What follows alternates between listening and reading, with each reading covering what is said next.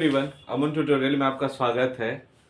आज काफ़ी दिनों के बाद अब हम लोग मिल रहे हैं, लगभग समझिए तो 1 साल के बाद। और आप लोग के माइंड में आ रहा होगा कि हमारे अमन भैया किधर गए या फिर अमन सर किधर गए हैं।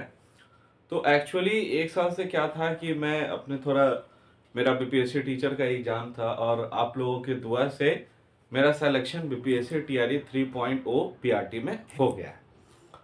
तो यहाँ पे इस वीडियो में ये वीडियो बेसिकली वैसे विद्यार्थियों के लिए है जो बीपीएससी टीआरई 4.0 के लिए क्या कर रहे हैं, तो प्रिपरेशन कर रहे हैं टीआरई 4.0 के लिए।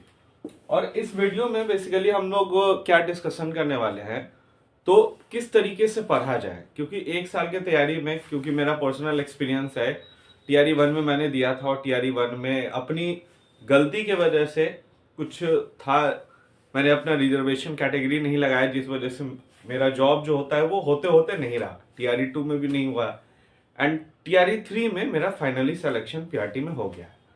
तो मेरा अपने अनुभव को मैं आप लोगों के साथ साझा करूंगा और हमें सबसे पहले ये समझना है क्या पढ़ना है और क्या नहीं पढ़ना है, ठीक है। क्योंकि आप पढ़ने के लिए तो बहुत कुछ पढ़ सकते हैं ना, पढ़ने के लिए तो उसका कोई अंत नहीं है, बट यदि सही दिशा में तैयारी किया जाए तो कहीं ना कहीं सफलता जो है वो आ जाएगा और पीडीएफ में आप लोग का नाम आ जाएगा, ठीक है। तो मेरा ऐसा मानना है और ये मेरा पर्सनल एक्सपीरियंस है कि यदि आप लोग केवल एनसीईआरटी पर हैं, एनसीईआरटी पर हैं जिसमें 6 to 10 तक पढ़ लेंगे तो पीआरटी आपका कहीं ना कहीं आसानी से निकल जाएगा।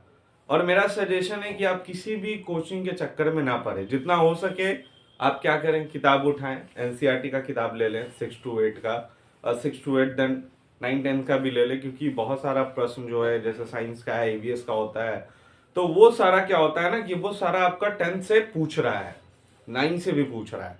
तो यदि कोई बच्चा है या फिर कोई भी बच्ची जो है वो ये सोच ले कि नहीं ठीक है 8 तक हम पढ़ ले, 1 to 5 मेरा पीआरटी का क्या है, 1 to 5 क्या है मेरा, 1st to 5th के लिए है।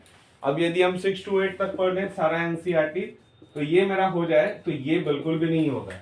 आपको कम से कम 9 to 10 पढ़ना पड़ेगा। बिना 9 to 10 तक पढ़े हुए, 10 तक पढ़े हुए क्या होगा कि वो आपको खुद बैठकर पढ़ना पड़ेगा। किसी भी कोचिंग में ना पढ़े, तो किसी भी कोचिंग के चक्कर में नहीं पढ़े, जितना हो सके सेल्फ स्टडी करें। सेल्फ स्टडी से सबसे इम्पोर्टेंट की सक्सेस का मेरा ऐसा मानना है कि ये सेल्फ स्टडी बहुत इंपॉर्टेंट चीज़ है। तो सेल्फ स्टडी करें, एनसीईआरटी पढ़ें। और करंट अफेयर्स की बात की जाए तो वो एग्जामिनेशन से आप 1-2 महीना पहले जो है वो आप कर सकते हैं।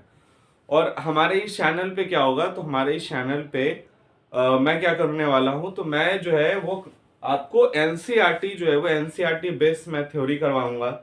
थ्योरी करवाने के बाद मैं इस पे जो है वो एमसीक्यू क्वेश्चन भी, एमसीक्यू सीरीज भी जैसे जैसे होगा, जैसे जैसे चैप्टर होगा, वो मैं अपने व्हाट्सएप पे आप लोग को व्हाट्सएप का नंबर मैं दे दूंगा नेक्स्ट क्लास में, और वहां से आप लोग ज्वाइन कर सकते हैं। एंड वहां पे मैं क्या करूंगा, तो आप लोगों को सारा एमसीक्यू सीरीज वहां पे दे दूंगा, एमसीक्यू क्वेश्चन दे दूंगा।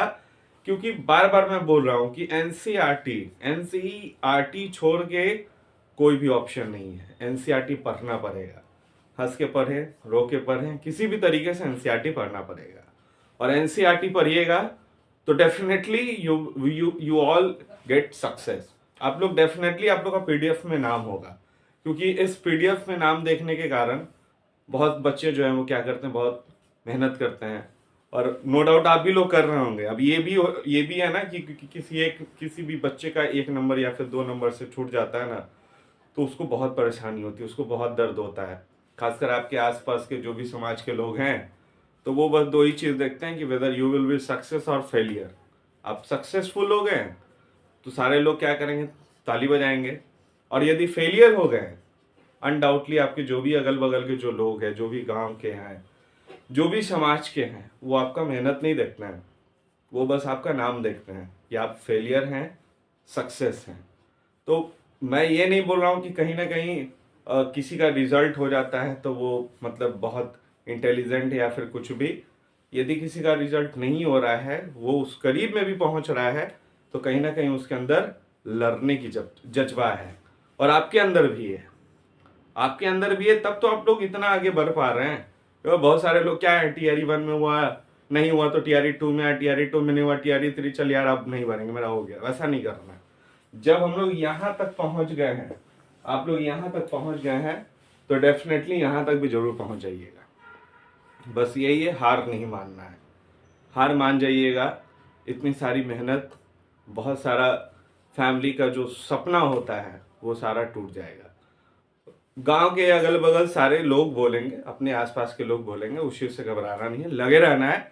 अभी भी हमको लग रहा है कि अभी हम लोग का टीआरई 3 का काउंसलिंग होने में लगभग, अभी आज ही नया डेट दिया है, लगभग 9 से 16 जनवरी के बीच में काउंसलिंग होगा। तो अभी भी आप लोगों के पास में लगभग, जहां तक हमको लग रहा है कि अप्रैल तक आप लोग के पास समय है, अप्रैल तक आप लोग के पास समय है।